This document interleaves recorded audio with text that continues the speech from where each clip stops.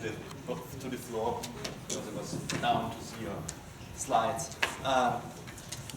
We had now had two very pressure lections which show us the dangerous situation, we are in.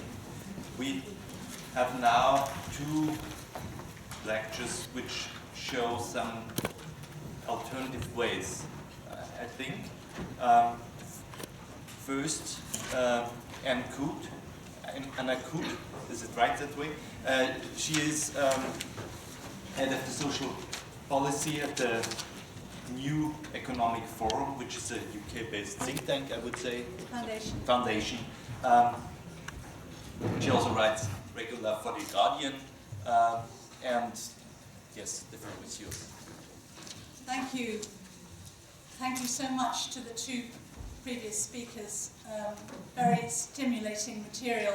I'm going to have to ask you now to change gear because I'm not going to be talking primarily about the economy. I'm going to be talking about social policy, and this follows a commitment we have at the New Economics Foundation, which is about building a new economics, which is to never forget that the society, the economy and the environment are inextricably linked, and you always have to think about the three things together. So I suppose where this talk fits in is if you think you might have stabilized the patient and perhaps on the road to some kind of effective treatment, you have to be thinking about what kind of social settlement you need across Europe. And I'm going to be talking about, my talk is based on some of the work I've been doing at the New Economics Foundation to try to think creatively about a new social settlement and what might replace what we call the Beveridge, post-war Beveridge settlement, which was the welfare state created after the Second World War, based on the report by William Beveridge, and we now see this post-war welfare state crumbling all around us for a number of reasons I'm not going to have time to go into, but we need to think afresh about what it's going to be, what it needs to consist of. So, so I'm going to start here, looking at, here we are. Yes. So this is the report, a briefing we've just produced, which is called Beyond Beveridge. And we point out the differences between the five giants that William Beveridge identified in the 1940s. These were the evils that he sought to vanquish. The differences between these and the problems that we face today. So the post-war settlement focused on the five giants, and this is what he called want, ignorance, disease, squalor, and idleness. And these were risks that were encountered often unpredictably by individuals, but which individuals couldn't cope with alone, and so therefore they called for collective insurance and shared action. So those were the five giants, but today, although we haven't entirely vanquished those giants, we face a new set of problems, which are essentially not individual but shared, and which also need collective solutions. So here we have dramatically widening inequalities, and there are different kinds of equality and different dynamics at work that affect inequalities. We have catastrophic threats to the natural environment, a dysfunctional economy, a moribund democracy, and a dangerous erosion of social solidarity. I haven't got time to go into all this material today, so I want to draw your attention to just three areas where we urgently need a change of understanding and focus and priority in order to deal with the challenges of the 21st century. And although I'm talking about work that we're doing in the UK, I do think that all of these issues are directly relevant across Europe and the United States as well, for that matter. So I hope that you will find them relevant.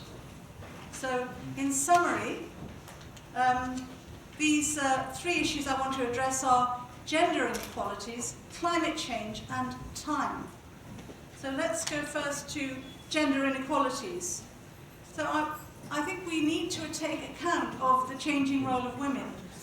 I'm kind of conscious here that to raise the issue of gender inequalities after we've been talking about the acute economic crisis that faces the the Eurozone is striking a rather strange note, and that says an awful lot about where we stand with sexual politics today, but I'll move on. The Beveridge model of a welfare state aimed at full employment, but it was assumed that this is going to be full male employment. And it was that the post-war welfare system has remained blind to the nature of female labour and to its implications for the economy and for society. In the post-war years, it was not assumed that women would work, although many of them did.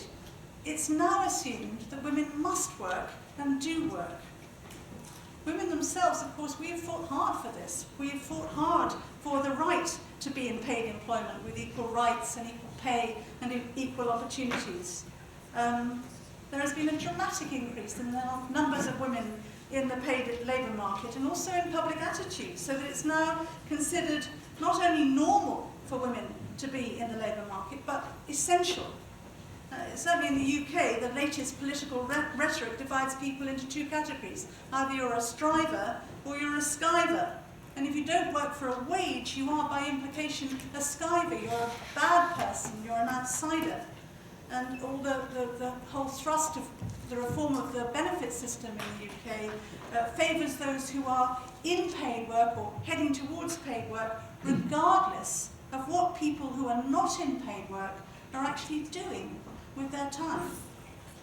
So that's one thing. Women have moved into paid employment dramatically, and at the same time, they have much more unpaid caring work to do, and this is for two reasons.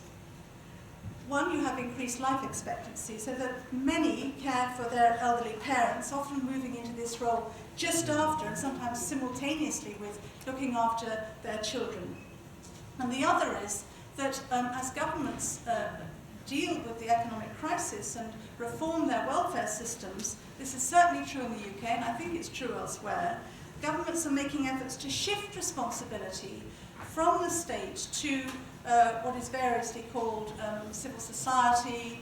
We have this phrase in the UK, which is building a big society, to individuals, families and communities.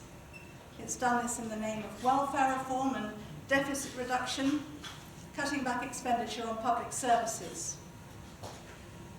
Now, the important point is that most of the responsibility which is being divested from the state is either contracted out to big business who've taken over some of the roles of the state, or it's left in the hands of civil society, which effectively means predominantly in the hands of women.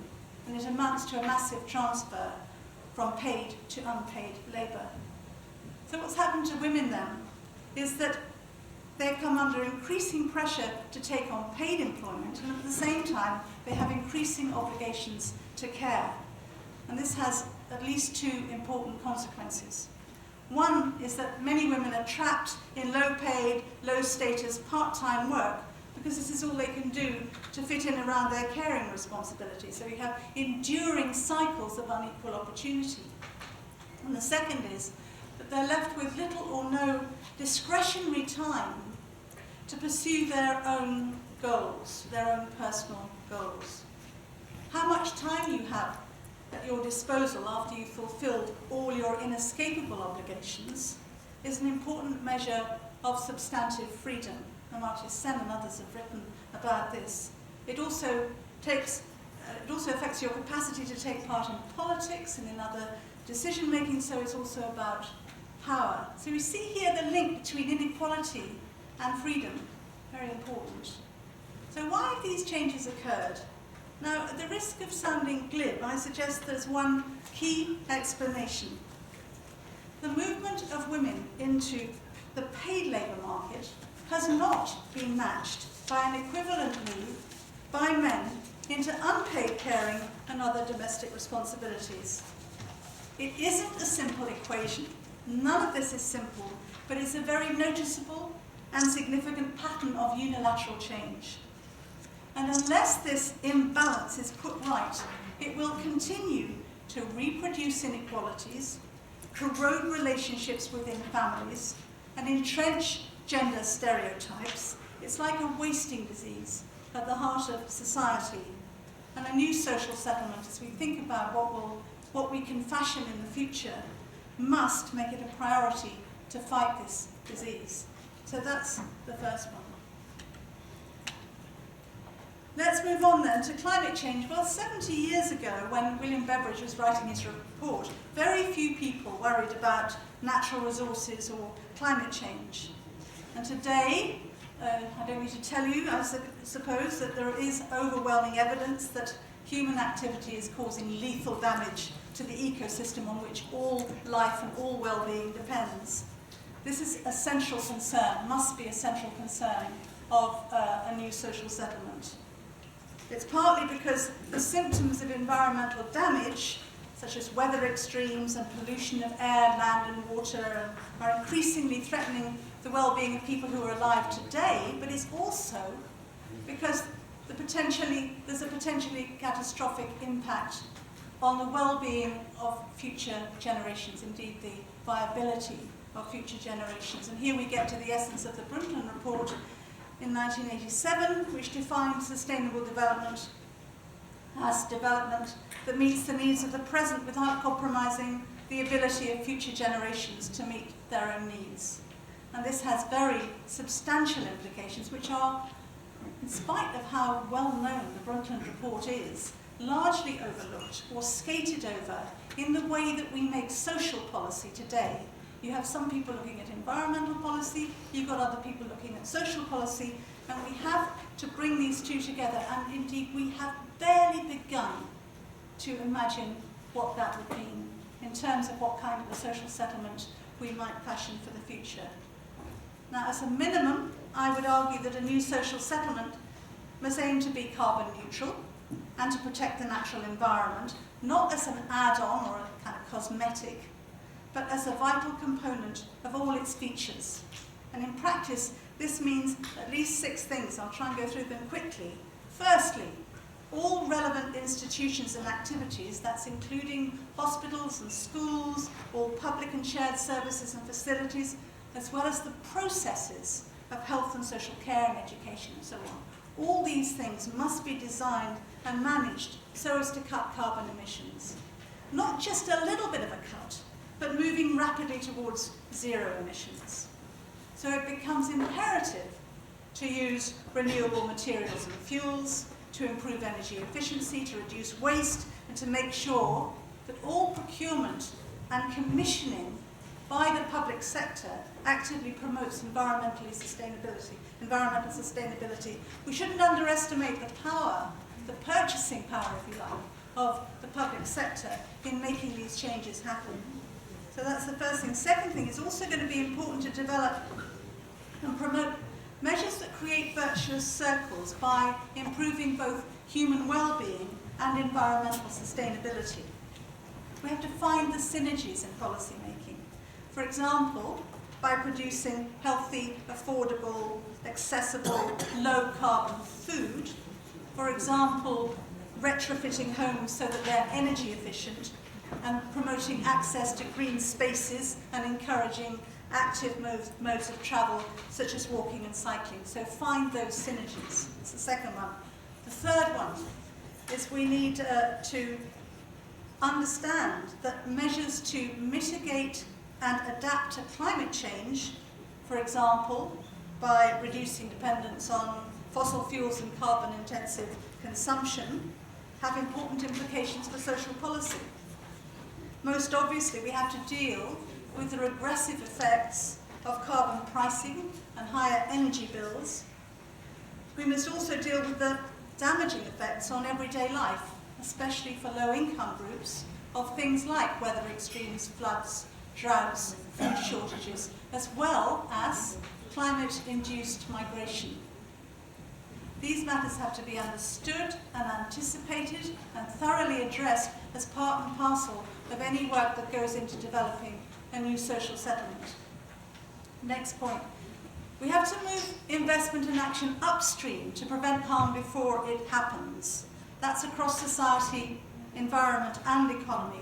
We spend far too much time, energy and shared resources picking up the pieces when things go wrong. And this applies as much to health and criminal justice, for example, as it does to climate change and the behaviour of financial institutions. So we have to shift our investment and our focus upstream towards prevention. And prevention is a positive force. It sounds like you're stopping people doing things, but actually it's a positive thing. It improves well-being. It avoids waste.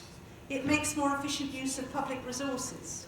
It safeguards the interests of future generations. It calls for long-term planning and collaborative working, as well as a lot of courage and determination. We need to understand the barriers, which are very significant, to making the shift upstream, and how we're going to tackle those barriers, and we have to make prevention a priority for a new social settlement. Without it, that settlement will certainly be unsustainable. So related to this is the need to find robust ways of future-proofing policies to ensure that decisions that we make today have a positive impact rather than a negative one on future generations. Some countries do have formal mechanisms for doing this. We need to learn from their experience and work out the best way to promote intergenerational equity as a matter of course in all policy making, not just in individual countries, but at EU level as well. So an even more profound challenge is to plan for a future social settlement that does not depend on infinite or even continuing economic growth. Until now, all the welfare states across Europe have developed on the assumption that the economy will continue to grow, producing increasing tax revenue to fund bigger and better services. Well, this can't go on. It can't go on partly because since 2008, as we all know, growth has been elusive and the prospects for future growth are unreliable. But the main point is that continued economic growth in the rich world is incompatible with meeting internationally agreed carbon reduction targets. This has been persuasively argued by Tim Jackson, Peter Victor and many others. It's hotly contested because the implications are uncomfortable and challenging to conventional economic wisdom and to the basic coordinates of living in the rich world, but we have to face that.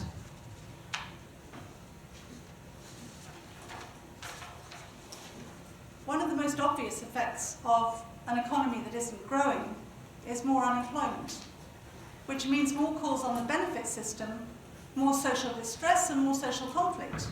So this brings me to my third topic, which is about time, how we understand it, value it and use it.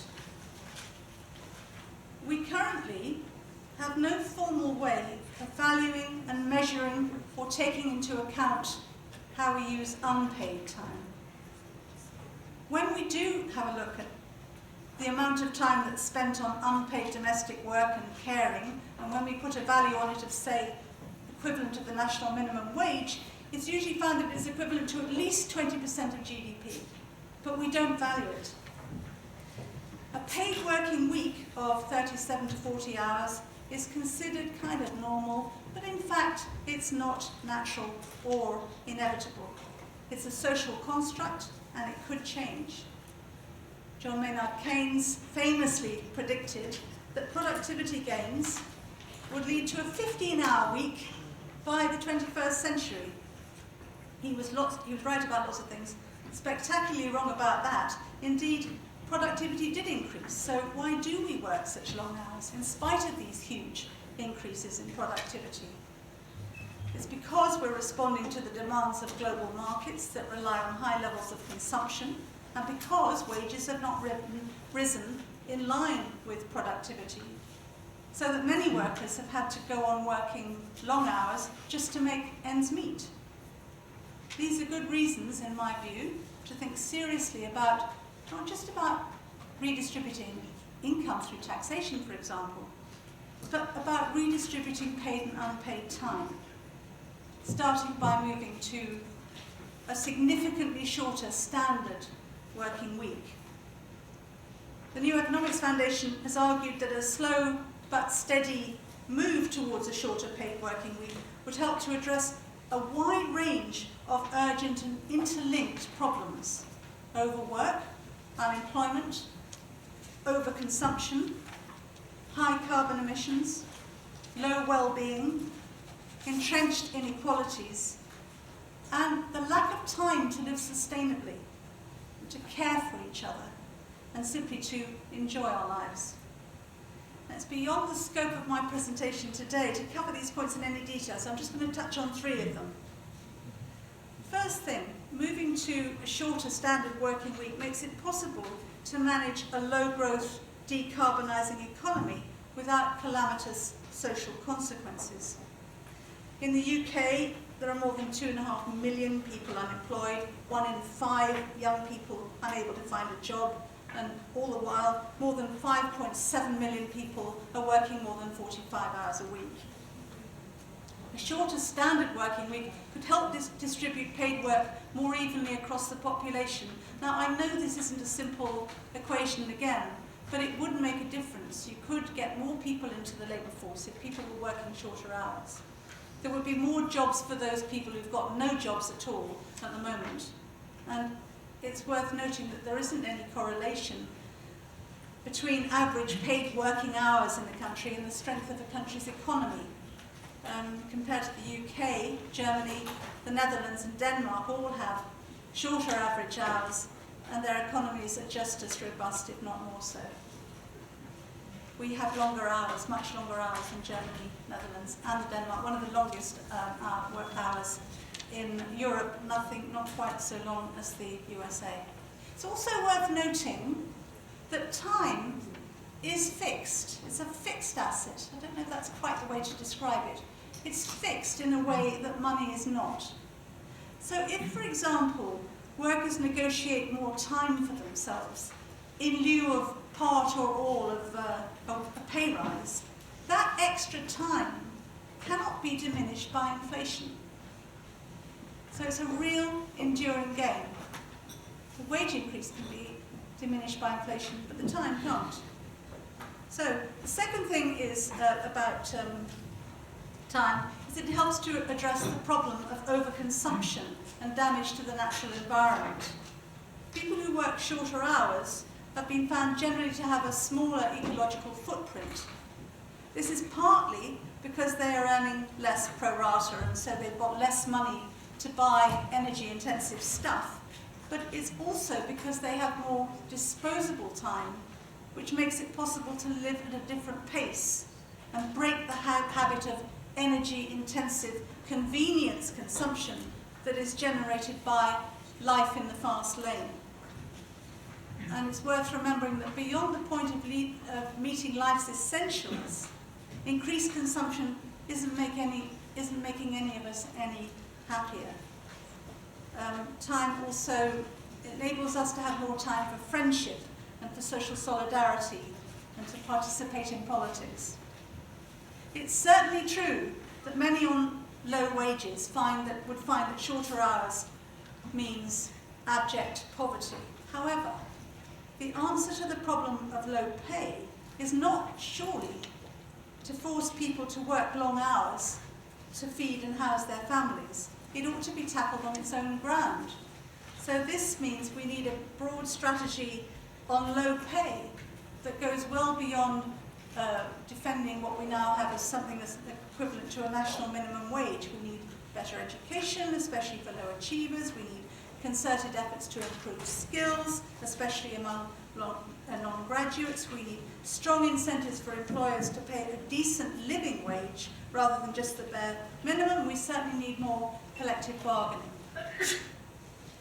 An effective strategy on low pay should be asking, what is a reasonable wage for workers who put in 30 hours a week rather than, say, 40 or 50 hours a week? It will also need to tackle the underlying causes of low pay, which can be traced to the way we have learned to value and distribute time, as well as to the spectacular and unjustifiable rise in income inequalities over the last 3 decades. So the third point about time is that a redistribution of time would help to tackle the problem of gender inequalities. And this brings us back to my first topic.